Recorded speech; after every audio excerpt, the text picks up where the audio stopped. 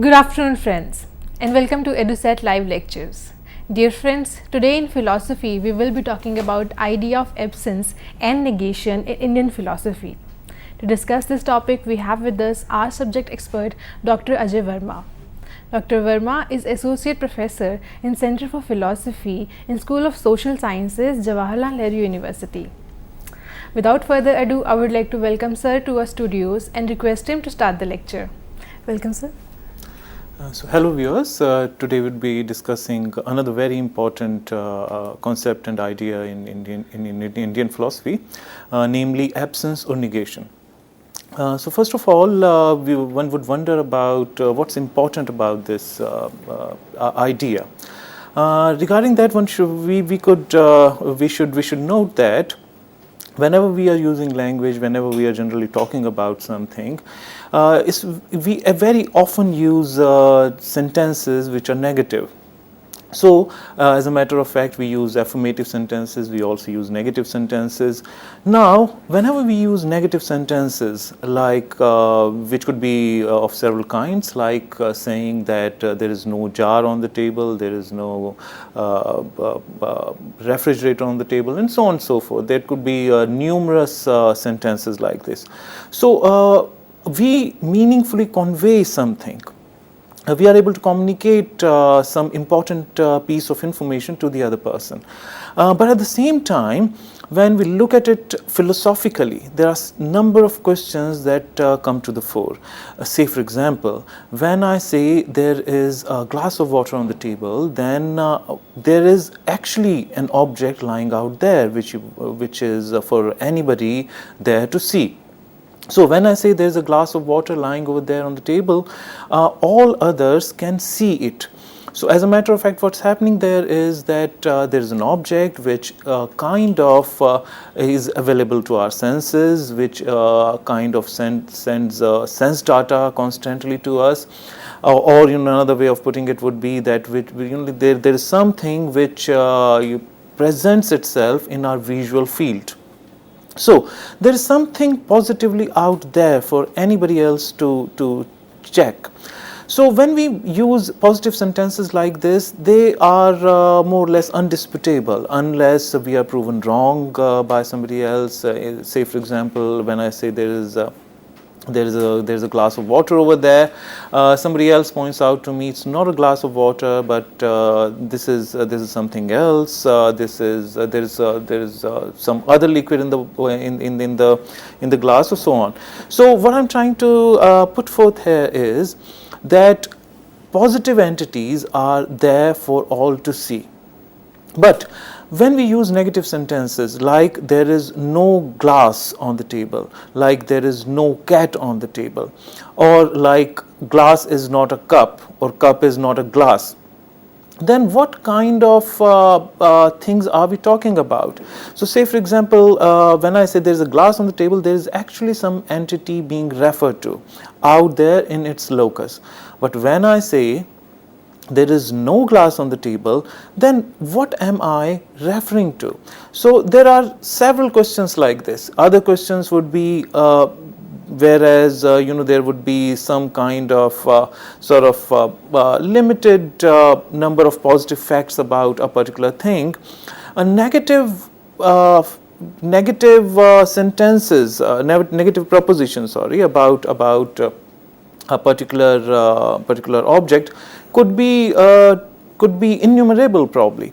So there is a definite difference between the philosophical nature of propositions which suggest positive facts and propositions which suggest something negative about the state of affairs. So some of the philosophical problems that arise are, do negative propositions refer to some kind of entity over there? Is there something corresponding to negative propositions out there, in the sense that when I say there is a glass out there, there happens to be an object, namely glass, out there. But when I say there is no glass, is there an entity like no glass actually existing out there to which I am referring? If I am not, then am I referring to anything at all? If I am not, then what is the use of such propositions? What am I doing when I say that there is no glass on the table? So what kind of importance could, in that case, these propositions could have? So these are some of the numerous issues, and over and above that, if we grant some ontological status to negative to some kind of entities which could be negatively defined, which could be negatively pointed out to, then there would be other series of questions that would come to the fore, like if there are, so to speak, some negative entities also out there in the world, then can we be aware of them? Can we be conscious of them? Can we apprehend them by the same mechanism as we apprehend some of the positive entities? Do we require some kind of different means of apprehending, knowing such entities, and so on and so forth? So these are some of the important philosophical issues which arise out of absence as objects of knowledge. So, first question that arises regarding the absences, or in Sanskrit the word is abhava. So, the very first question that arises with regard to the reality of absences or abhava is, are absences real? Can absences be objects of knowledge? So, as I just pointed out, what do we mean when we say our absence is real? A glass of water there on the table is real in the sense that it is palpable, it has certain kind of physical appearance, it has certain features, and so on and so forth. So, it has a reality of its own. One of the defining ideas of realism is that when we say an object is real, what we mean is that it has an independent existence over and apart from our consciousness. So even if there is nobody to be aware of a particular glass or anything else, even then that real object would be there. It would have an independent ontological status. But would same be the case with absences? Can we really say that absences are still there when there is nobody to apprehend them? Do they have an independent status, ontological status of their own? Are they real in that sense?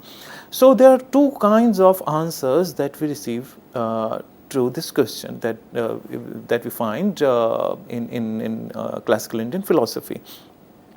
Naiyayikas and Nyaya Visheshika school and Bhatta Mimamsaka school, both of these schools answer to this question in affirmative. So both Nyaya school, Nyaya Visheshika school and Bhatta Mimamsaka school say that absences are real. What it means to say is that there is some object in some sense that is being referred to when I use a negative preposition. So when I say there is no glass on the table, there is some sort of entity corresponding to the words no glass, which is supposed to be lying over there. So the absence of glass on the table or on any locus has an objective reality about itself. It's an object of knowledge for both these schools.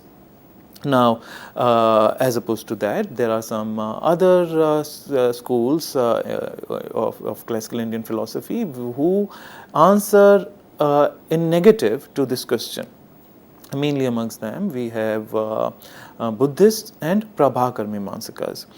So, Buddhists point out that absences cannot be real. Absences do not have any objective reality. So then, what are absences in that sense? So what they point out is that absences are merely mental constructs. What happens is we expect certain object to be found at a particular place, and if it is not there, if it is not available to our senses, then we create a mental construct, we contemplate about it, we think about it, and in our mind we form a kind of a mental construct that there is no say for example jar on the table. So now this mental construct does not correspond to, does not have any corresponding reality actually out there in the world. It exists only in the mind. So according to them, if at all, negation or absences only have a mental reality, if at all. And of course, for all our communication purposes, some kind of information seems to be getting conveyed to the other person whenever we are using negative propositions. But if we want to think that there is a corresponding actual physical entity out there, then that would be kind of going too far with the idea of negation. So according to them, we do form an idea, but that's completely at the level of mind, and there is nothing corresponding to it in reality. Prabhakaras also, Prabhakar Mimamsakas, that is, they also by and large subscribe to this idea. But what they do instead is they go a little further than that, and they say that whenever we form sentences regarding negation or absences of certain things, what we are doing is that we have only a bare locus, some kind of a bare locus available to us. So this could be understood with the help of some examples. Say for example, when I say there is no jar on the ground, so what we mean is that there is a bare ground before us. So according to them, whenever we talk about so to speak some kind of negative entity out there, and we seem to be referring to it through some negative proposition, negative sentence, such sentence and propositions are always reducible to some positive entity, some positive proposition about the locus concerned. So this also brings forth another very important idea about absence, that absences always require a locus.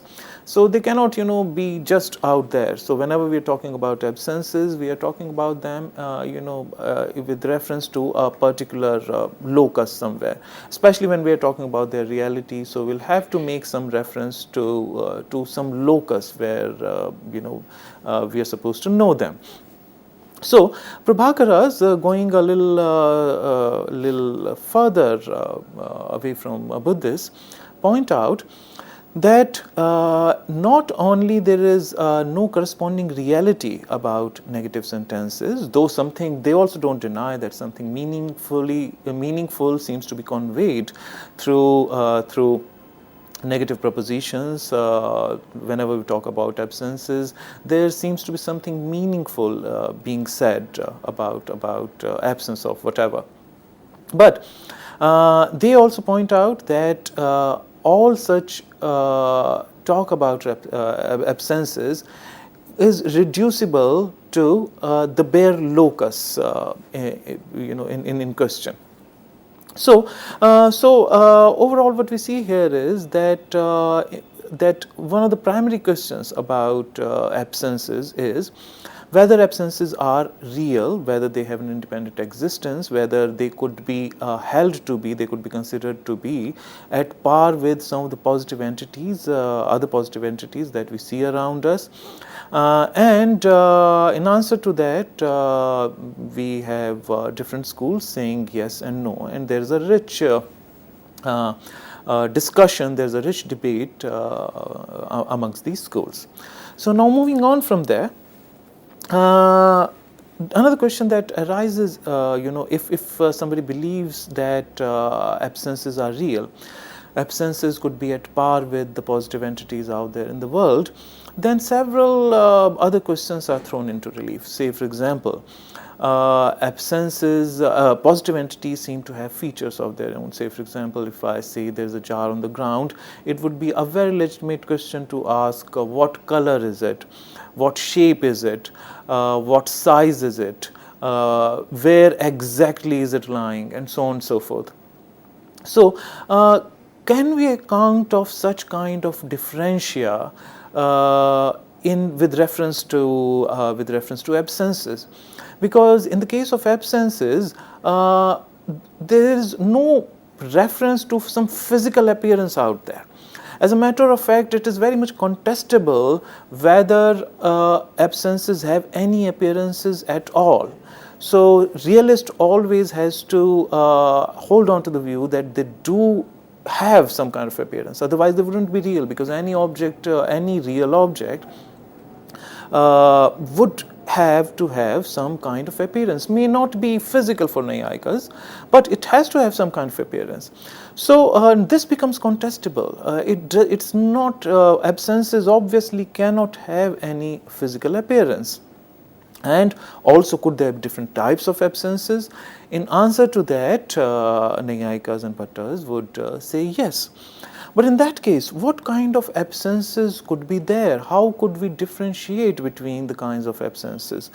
In answer to that, Naiyayikas, Nyaya philosophers and Bhatta Mimamsaka philosophers point out that there are 4 types of absences. First among them is called Pragabhav. Pragabhav means basically prior non-existence, but where the word prag refers to prior and abhav means absence. Now, when we say prior absence or prior non-presence of something, what do we mean by that? And also another question is that when we say prior, then prior to what? In answer to that, Naiyayikas point out that before anything is produced, it is absent. So therefore, the idea of absence is important from the point of view of this, from the point of view of apprehension of newness of things as well. So, in order for something to be held as a new entity after its production, we need to believe that we have to believe that it was absent prior to its production. So, any entity when it's produced has certain newness about it, has certain what is called in Sanskrit naveenta is about it. So, according to Naiyayikas, this type of absence is important because it is used as an instrument to prove the newness of an entity that is produced. And why is it important? Because there are certain other schools of Indian philosophy which hold on to the view that nothing new is ever produced as a matter of fact. So, everything according to them is there is an eternal substance which only changes certain forms in the sense that it only has certain modifications, it only goes through certain modifications, but the actual substance never ever changes. So, if somebody holds on to such view, then obviously the idea of newness would be lost. Nothing new would ever be produced, and the main philosophers, the main schools of philosophy who hold on to such view are Sankhya Yoga and Advait philosophy. So according to them, nothing ever new is produced, and this idea regarding the production of things is called Satkaryavad, meaning there is an eternal Sat, there is an eternal substance, there is an eternal reality, which has been always there and which would always be there, and the multiplicity and plurality of things that we see around us is only apparent, it's only experiential in nature, but is not actual. It's not actual. It's not real. So, but in such kind of a worldview, as we can obviously see, there would not be much scope for to hold that things that are produced are things that are new, because if those things were new, then we'll have to hold on to the view that these things did not exist prior to their production. So to prove that things that are produced after their production are new things, we need to necessarily hold on to the view that before their production they were absent. So this kind of absence is referred to as pragabhav by the Naiyayikas. As opposed to that, there is another kind of absence called dvansabhav. As the term itself suggests, this refers to posterior absence of something. Dvans means destruction. So after a thing undergoes through destruction, after something is destroyed, it so to speak ceases to exist. So it goes into the realm of non-existence. So just as things are not there, things are in the realm of non-existence prior to their production, similarly things go into some kind of realm of non-existence after their destruction as well, after their cessation as well.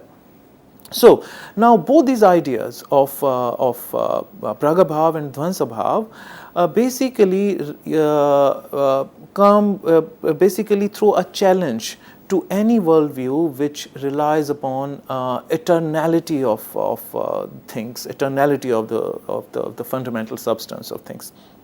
Because as I pointed out earlier, there are certain philosophies according to which world is eternal and is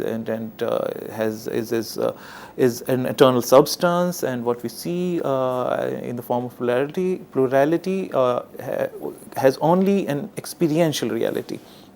So pragabhav and dvansabhav, these two concepts, these two ideas regarding absence, these two types of absences, throw a significant challenge to any such theories which hold on to eternality of things. Now, as opposed to these two, there is yet another conception of absence. There is yet another type of absence that Naiyayikas believe in, which is called anyonya bhava. What does it mean? Basically, it's an abhava which is mutual in nature, meaning to say it's also referred to as mutual negation. So what do we mean by that? What we mean by that is at times we negate some kind of a reality to a particular object, but that doesn't mean that we are saying that object doesn't exist at all. So this kind of negation accounts for differences amongst things, the element of differentia amongst things. Now, why is this important? Because the schools like Nyaya Visheshik, they believe in plurality of things. So according to them, every object in the world has a reality which is not only universal in nature. Say, for example, chair is a chair because it has a chairness in it, but also it is individually real as well. It is a particular chair. So they believe that, they hold on to the view that all the objects are real as different objects. So differences are real. Now, if we hold on to the view that differences are real, then such kind of differences can only be accounted for if we believe in mutual absences of things. So a glass is not a chair is not a glass is not a cup is not a glass. So that means a glass has an independent entity as what it is. Cup has a different kind of is a different kind of entity as opposed to anything else in the world. So this kind of absence again throws a big challenge for any theories which do not believe in plurality of things, and such philosophies which do not believe in plurality of things. As I pointed out earlier, the main school which holds on to such a view is Advait. According to them, differences are only apparent, otherwise Brahman is the main reality which accounts for everything, every object animate in the world is we wouldn't say a part of Brahman, is basically Brahman itself. It's just that differences are only superimposed upon a reality which is otherwise non-dual in nature. As opposed to that, Anyonya Bhav, the idea of Anyonya Bhav is all the different entities are different from each other. The mutual differences that we see amongst things are real, therefore the entities have a certain kind of uniqueness about them. Each object is uniquely real. Apart from these three kinds of absences, there is yet another one that Nyayikas hold on to, and they call it Atyanta Abhava. So there are also certain kinds of absences which have never existed, which and would never exist.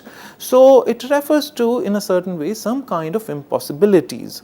So and the classical examples that are offered by Nyayikas with reference to Atyanta Bhava are Akash Pushpa, meaning to say we don't find flowers hanging loose in the space. There is no reality like that.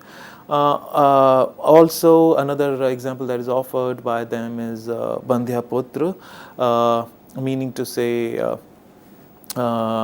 son of a barren woman. This example, of course, is gender specific, so we should avoid such examples. But in classical Indian philosophy, this is the kind of example that is offered. Probably, sort of, it has a certain gender bias, which we should be aware of. So here, obviously, so we cannot talk about say, for example, daughter of a castrated man. So this is yet another type of absence, namely Atyanta Bhava, which refers to objects which are more or less impossible. These are certain kind of absences which would always be there. These are certain kinds of absences which are absolute. Atyant, basically the word Atyant refers to absolute. So these absences have certain kind of absoluteness about themselves, and could never be sort of done away with. So here we see that with regard to the reality of absences or non-existence, there are mainly two views, there are two takes on this issue. There are certain schools which believe that just like entities are out there for us to be known, similarly non-existence of entities also has some kind of objective reality, which is object of our knowledge. Nyayikas and Bhattas believe that non-existence has such a reality, whereas certain other schools like Buddhists and Prabhakar Mimamsakas maintain to the contrary. So, thank you.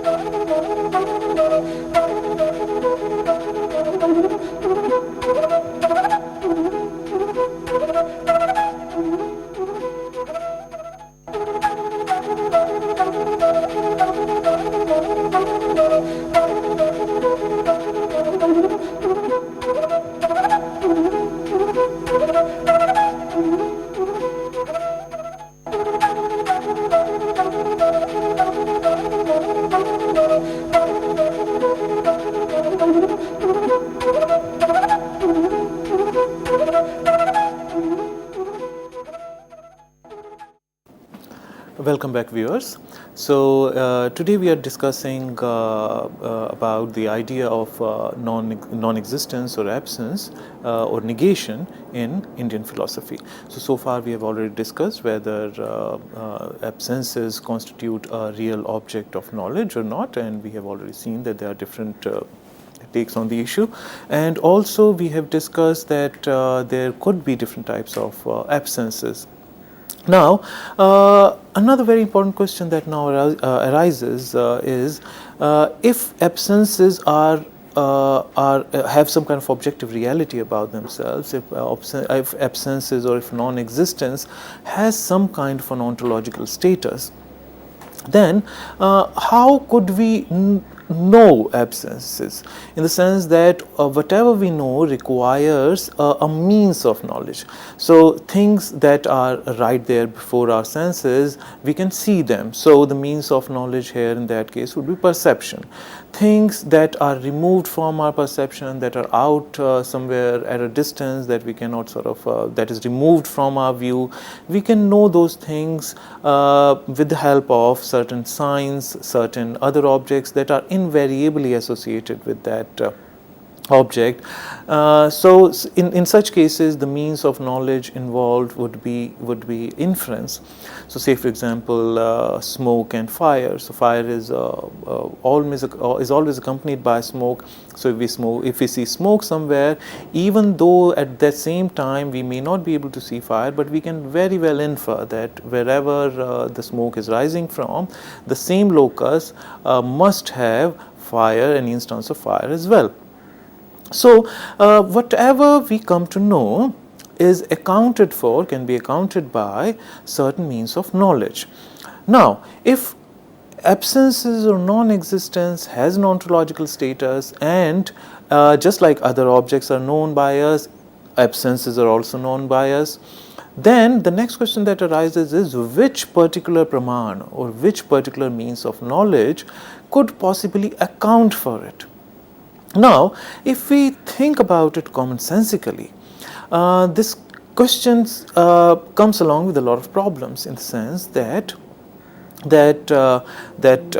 perception doesn't seem to account for it, because in the case of absences or non-existence, there does not seem to be anything available to our senses.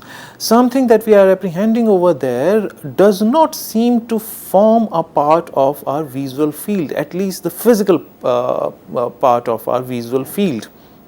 So just like we might have before us a set of furniture which impinges upon our senses, which forms a part of our visual field, can we really say the same thing about absences? Do they form a part of our visual field in the same sense? Or for that matter, a field of any of our senses? So if not, then could absences be perceived? Similarly, there could be questions regarding inferences of absence. Do they have any universal mark associated with them? Do absences have any universal accompaniment with them, with reference to which we could conclude that there is something else out there? So it is if absences have some kind of reality about themselves, then another very important question that arises is how do we account for the knowledge of them? In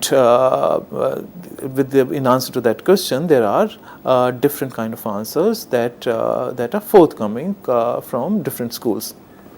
But as we can already see, this question basically applies to only those schools who believe that non-existence does have some kind of ontological status. It does have some kind of presentedness, just like all the other positive entities out there in the world do. So, and among them are Naiyayikas and Bhatta Mimamsakas. Now, Naiyayikas take a very interesting and challenging position with regard to the question how absences are known. According to Naiyayikas, absences are available for perception, absences are perceived. Now, what would be the difficulties accompanying such kind of a view? Now, we'll have to prove how there could ever be a sense-object contact between the object of knowledge here, namely non-existence, and any of the senses. So, Naiyayikas themselves define perception as indriyartha sannikarsha. Sannikarsha means some kind of a concourse, some kind of a meeting point, some point where the two meet. So, and indriyarth means indriya, meaning sense organs, and arth meaning object. So, there has to be a sense object contact, sense object concourse in order for there to be perception of anything at all. Now, this is the problematic part. In the case of non-existence, how would Naiyayikas, if they believe that non-existence is actually perceived, how would they account for such kind of sense-object contact? Now, they take a very interesting take on the issue. They point out that absences or non-existence of something is in a certain way appears to be there as a part of, as a particular feature, as a particular special feature of a particular positive entity out there. So, say for example, if there is a table out there, then this table has certain features in terms of its color, in terms of its physical appearance, in terms of its size, shape, and so on and so forth.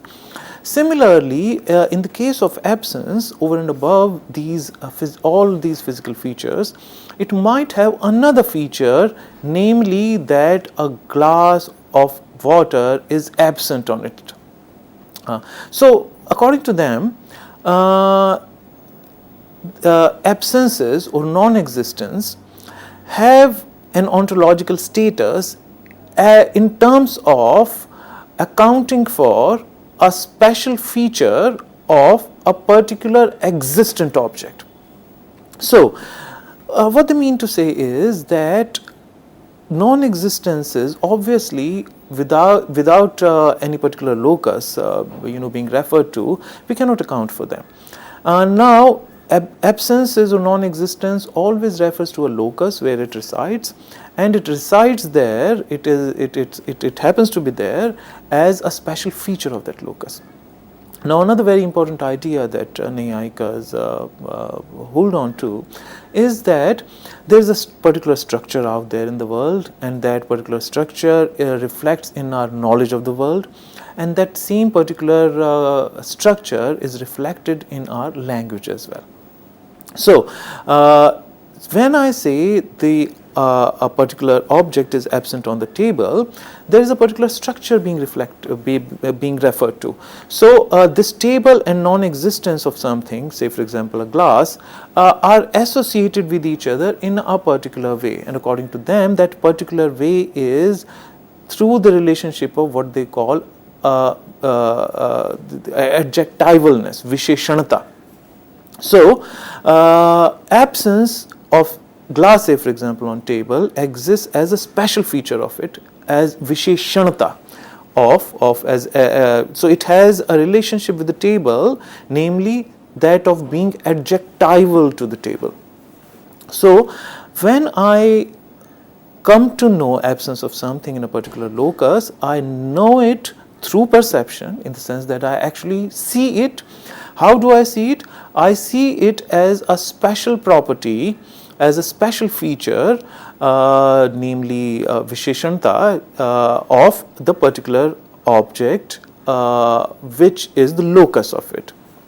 So, this is according to Naiyayikas how we could account for the knowledge of absence or the knowledge of non-existence. Now, Bhattas have a different take on the issue, have a different view regarding this debate. According to them, perception cannot actually account for the knowledge of non-existence of something, because there is no way of proving sense-object contact. So they do not really believe that there is any, because for them sense-object contact has to be some kind of a direct, has to have certain kind of immediacy about it. And in case of negation, that immediacy doesn't seem to be there. So, and it also looks more commonsensical to say that there doesn't seem to be happening any sense-object contact, because an absence could be maybe seen by somebody and may not be seen by somebody else. So, say for example, when we talk about a particular person being absent at a particular place, all those people who don't know, who have never known that person, would never know the absence of that particular person at that particular place. Only people who have known that person would actually understand, would actually apprehend, would actually have any idea of absence of that person.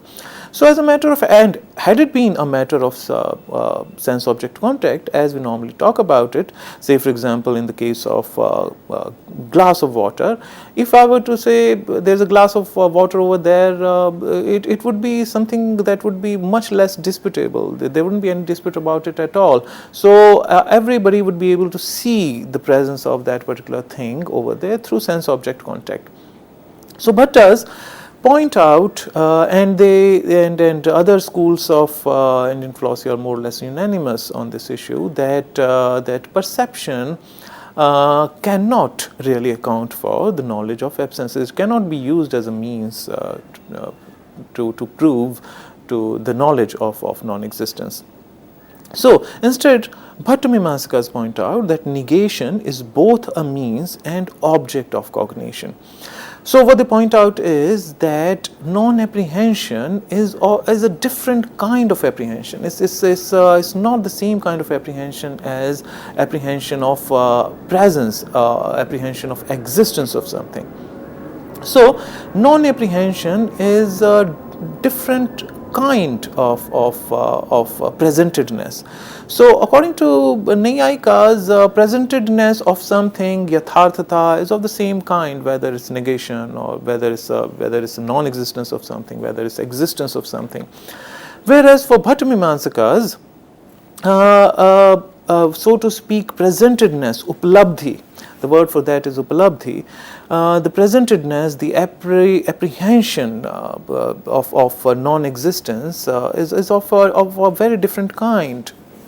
So non-apprehension as an instance of knowledge and apprehension as an instance of knowledge, they differ in degree.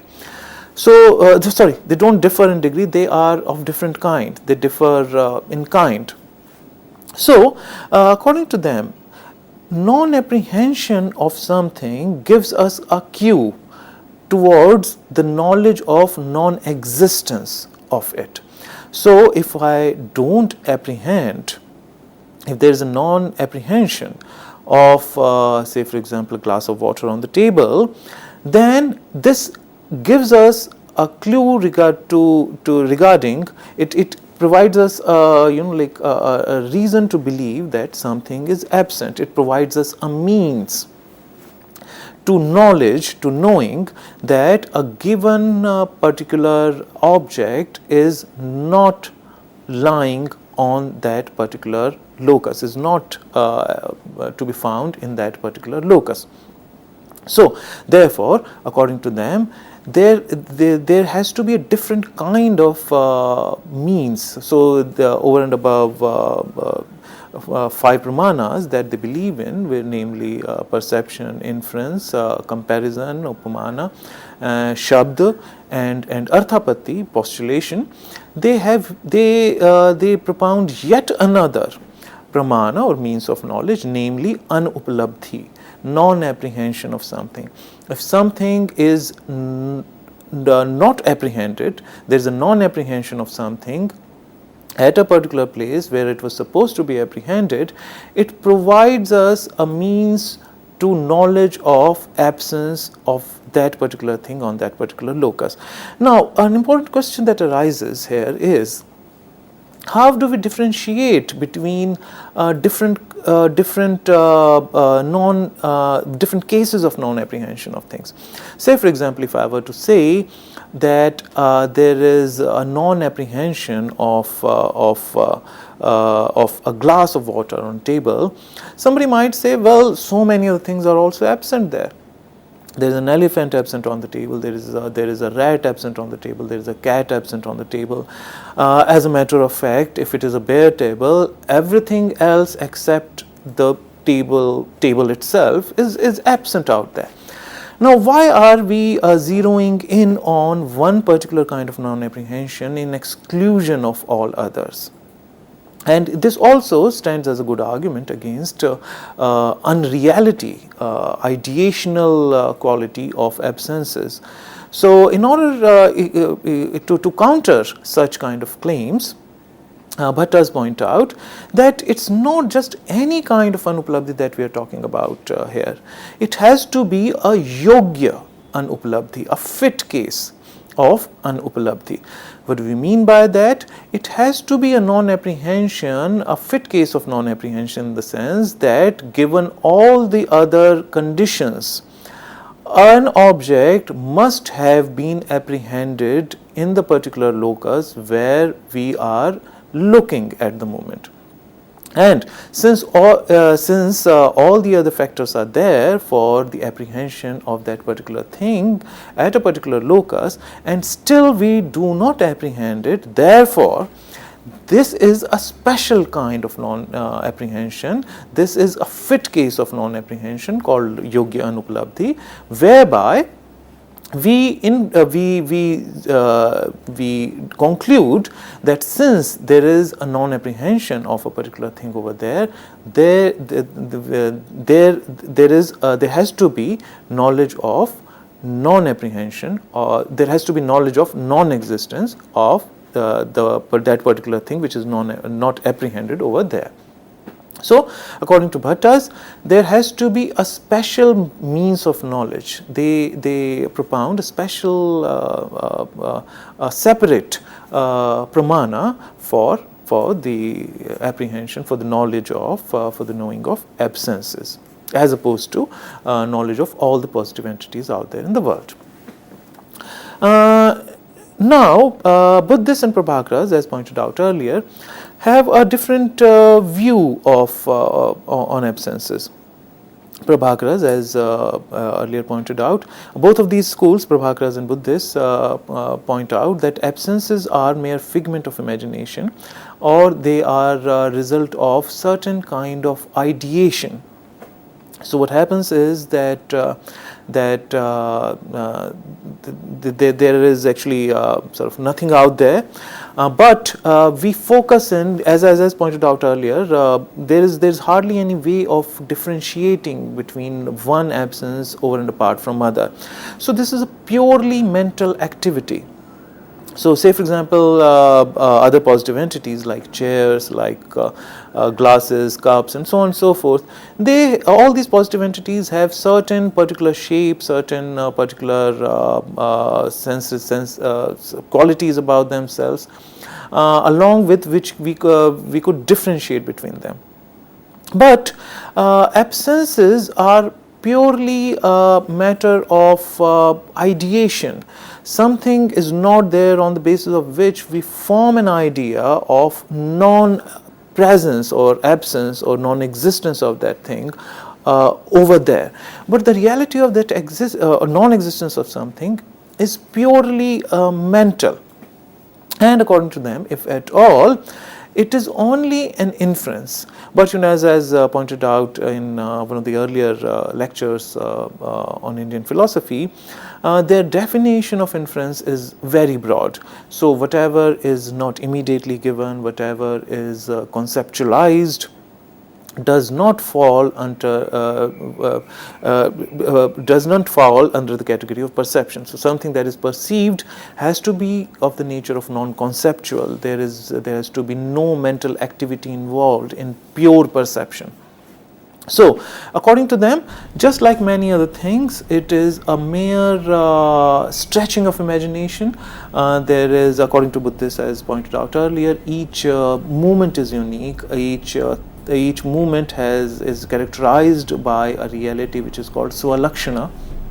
It has a unique momentary reality about itself called Swalakshana, and all the Swalakshanas are completely unrelated to each other. They're completely unique. There is nothing bringing the two together.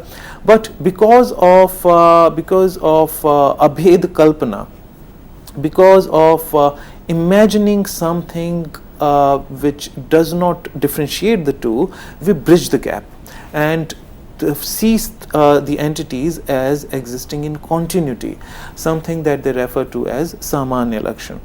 So, according to Buddhists,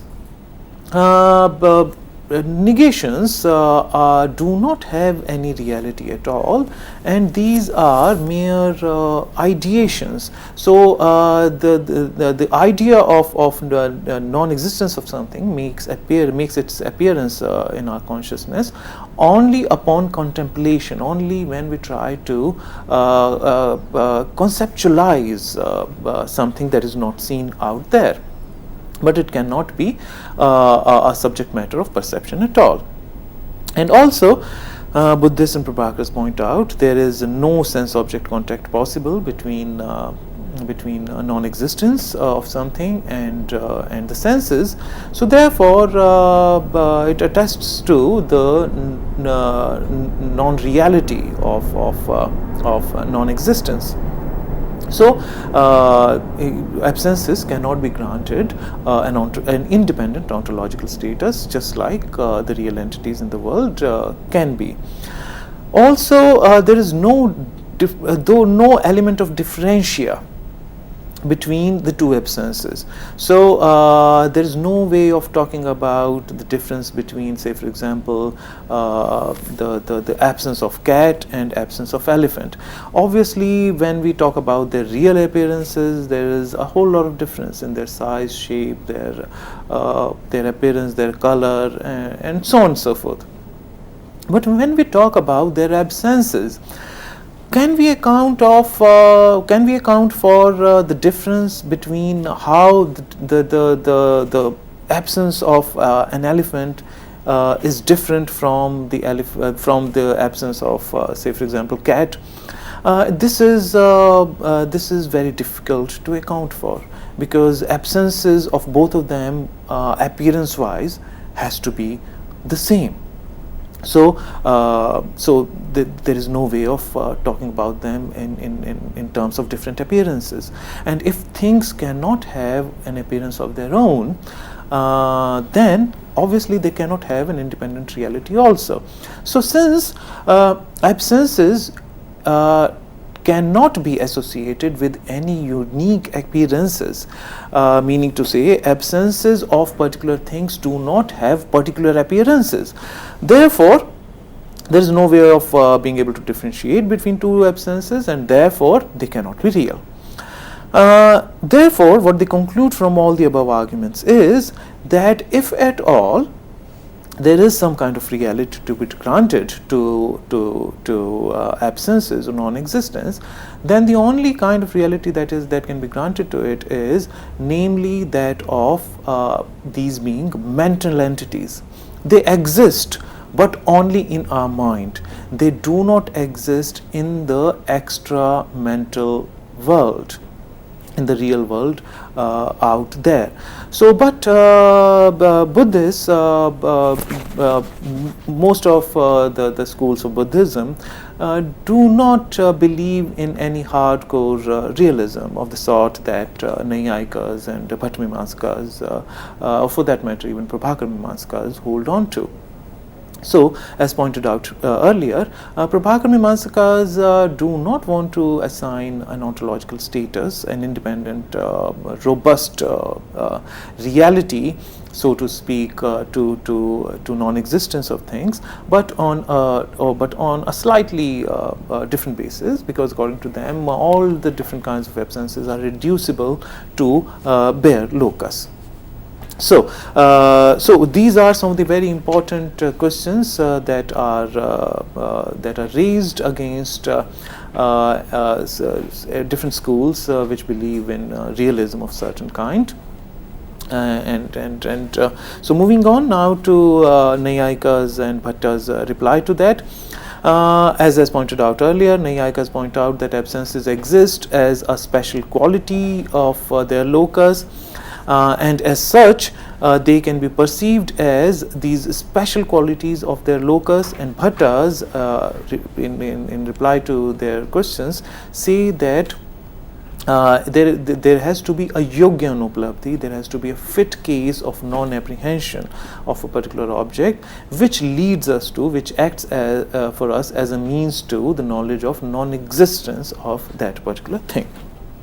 Now, at the end, we may be left wondering about why do we have to talk about what is the significance, after all, of the study of negation or absences.